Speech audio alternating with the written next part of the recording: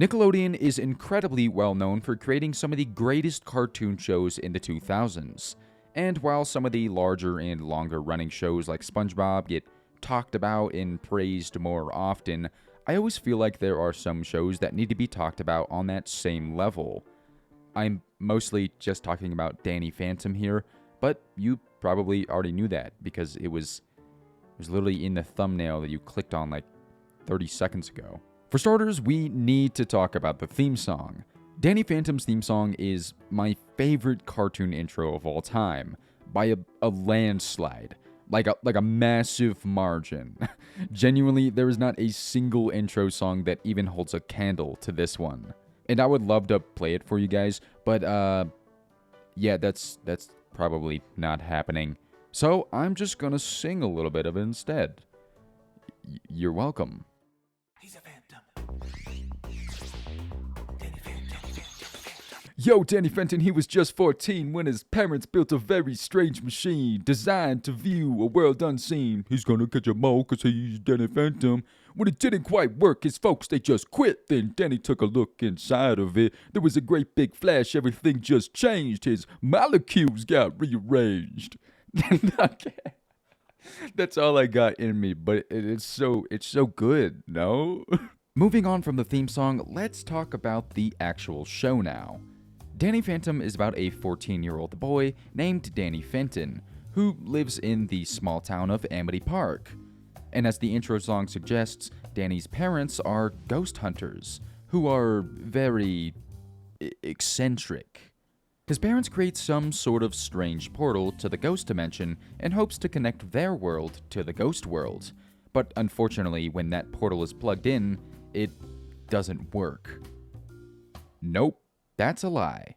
These evil geniuses managed to create a portal to a whole other dimension, but the only thing that they forgot to do was turn the damn thing on. So when Danny went to take a little sneak peek at what his mama and papa were cooking up in the lab, he accidentally turned the portal on, which just so happened to fuse his DNA with ectoplasm. Whoops, I guess? Now that his DNA has been fused with ectoplasm, Danny has the unique ability to become a ghost whenever he wants. Except that now that the human world has a direct connection to the ghost dimension, Danny will have to use his new abilities to protect the human world from any paranormal entities. But of course, it is a superhero show, so the main character must keep his powers a secret, and the only people that know of Danny's secret are Jazz, his older sister, and his best friends Sam and Tucker, and they all work together to defeat the villain of the episode. That's the episodic formula that they go with, and probably the most vague way that I could have described it. But yeah, that's basically it. Danny Phantom started on April 3rd, 2004. It had 53 episodes that spanned over 3 different seasons and aired its final episode on August 24th, 2007.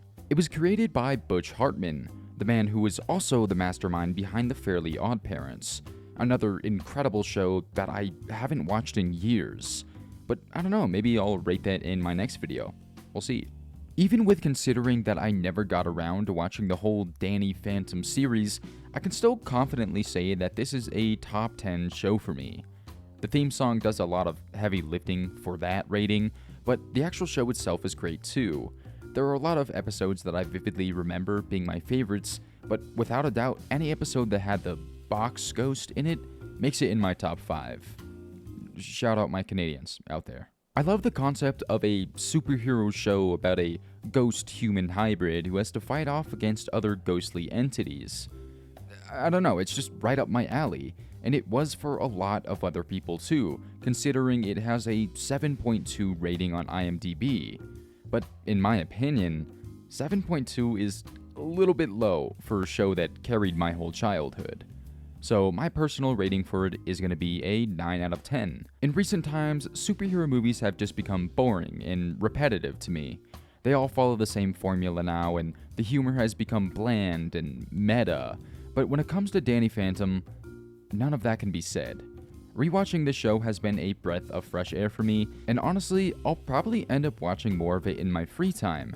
It may not be as memorable and popular as shows like SpongeBob, but man, I don't think I'll ever forget this one. Unfortunately, that's all I had for you guys today. If you stuck around this long, please be sure to hit the subscribe button before you head out of here.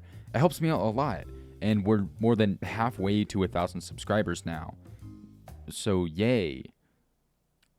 Thank you. Also, don't be afraid to drop a like too. Or do be afraid. I don't know. I can't tell you what to do. But I would very much appreciate it. Alright, I'll see you guys in the next video. Bye.